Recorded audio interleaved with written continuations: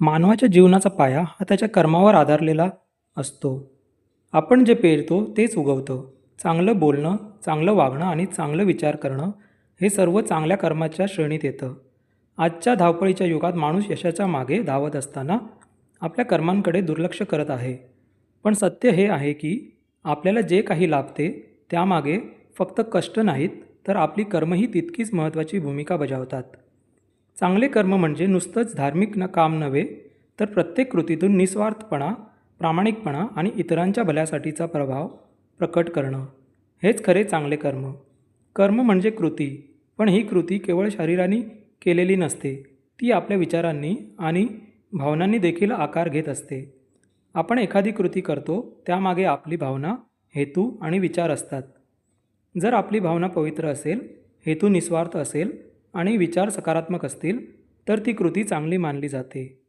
उदाहरणार्थ, एखाद्याला मदतीची गरज असताना आपण त्याला मनापासून मदत केली तर ती कृती केवळ बाह्य स्वरूपात मदत नसते. ती आपल्या अंतःकरणातून निघालेली चांगली भावना असते. हेच चांगले कर्म आहे. आपल्या प्रत्येक कृतीला एक प्रतिक्रिया असते. हीच प्रतिक्रिया म्हणजे कर्मफळ. आपण जर चांगले कर्म करू तर त्याचे फळही चांगलेच मिळते. कधीकधी हे फळ तात्काळ मिळते तर कधी काळानंतर मिळते. परंतु चांगल्या कर्माचं फळ मिळाल्याशिवाय राहत नाही. चांगल्या कर्माची सुरुवात कुठून होते? चांगल्या कर्माची सुरुवात ही आपल्या विचारांपासून होते. चांगले विचार हे आपल्या कृतींकडे नेतात. म्हणूनच विचारांवर नियंत्रण ठेवणं अत्यावश्यक असतं. जर आपल्या मनात इतरांसाठी आदर, प्रेम, सहानुभूती असेल तर आपली प्रत्येक कृतीही त्या भावनांनी भरलेली असते. दुसरं म्हणजे नियत, म्हणजे हेतू. एखादी गोष्ट आपण का करत आहोत हे महत्त्वाचं आहे. जर हेतू स्वार्थाचा असेल तर ते कर्म कधीही पूर्णपणे चांगलं ठरत नाही. परंतु जर हेतू निस्वार्थ असेल, लोकांच्या भल्यासाठी असेल तर तो नेहमीच योग्य ठरतो. रोजच्या जीवनात चांगले कर्म कसे करावेत? बरेच लोक असा प्रश्न विचारतात, आम्ही कोणते चांगले कर्म करू? तर त्याचं उत्तर आहे, प्रत्येक दिवसात संधी असते काहीतरी चांगलं करण्याची. आदराने वागणे प्रत्येकाशी, मग तो गरीब असेल, श्रीमंत असेल, आपला असेल वा परका, समान प्रेम व आदराने वागणे हे एक मोठं चांगलं कर्म आहे. माफ करणे एखाद्याने चुकीचं वागलं असेल तरी मनात द्वेष न ठेवता त्याला माफ करणं हे देखील मनोबल वाढवणारं कर्म आहे.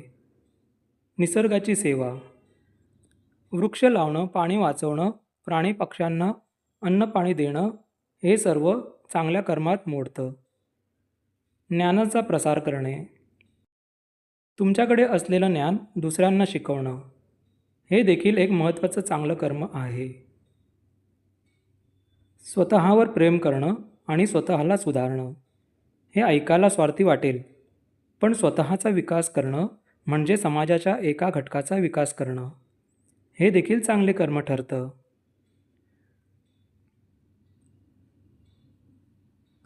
बौद्ध धर्मात चांगले कर्म म्हणजे कुशल कर्म, जे मन आणि वाणी शरीराद्वारे केले जाते. बुद्ध म्हणतात, जर तुम्हाला सुख हवं असेल तर इतरांना सुख द्या. इस्लाम धर्मात अमल ए सालेह म्हणजे कृती चांगली हे अत्यंत महत्त्वाचं मानलं जातं.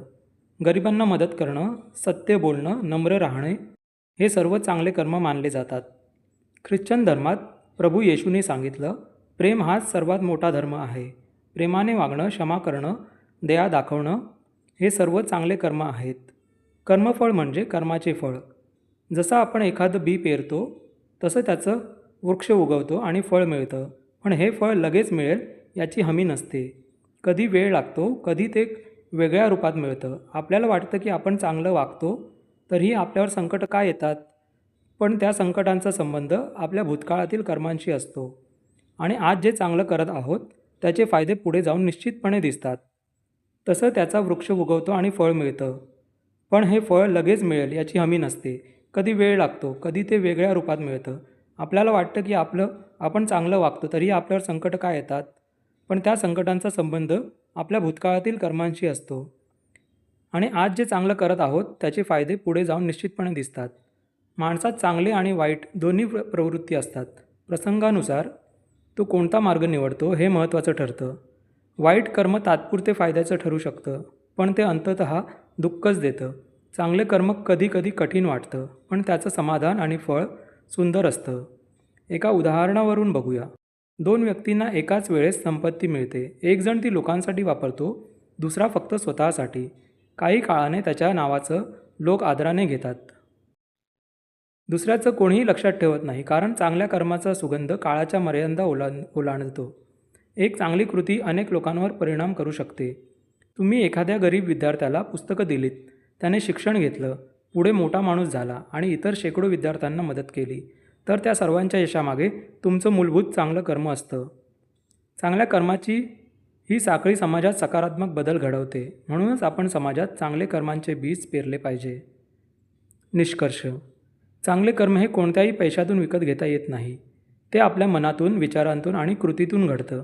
प्रत्येक क्षणाला आपण ठरवू शकतो, आपलं पुढचं पाऊल चांगलं असेल का वाईट. आपण कुठेही असो, कितीही मोठे स्वप्न पाहत असो, जर आपली कृती, आपला हेतू आणि आपला विचार शुद्ध असेल तर आपलं भविष्य सुंदर होणारच. कधीकधी चांगले कर्म केल्यानंतर लगेच फळ मिळत नाही, पण त्या कर्माचं फळ अनपेक्षित स्वरूपात पुढे येतं आणि त्यावेळी आपल्याला जाणवतं की हो, हे मी कुठेतरी चांगलं केलं होतं आणि त्याचंच हे उत्तर आहे. चांगले कर्म करा, चांगलं बोलत राहा, चांगल्या गोष्टींचा प्रचार करा, कारण तुम्ही जग बदलू शकत नाही, पण स्वतःपासून सुरुवात करून इतरांनाही बदलायला प्रेरणा देऊ शकता. तर मित्रांनो, तुम्हाला ही मोटिवेशनल कहाणी पसंत आली असेल तर चॅनलला लाईक आणि सबस्क्राईब करायला विसरू नका.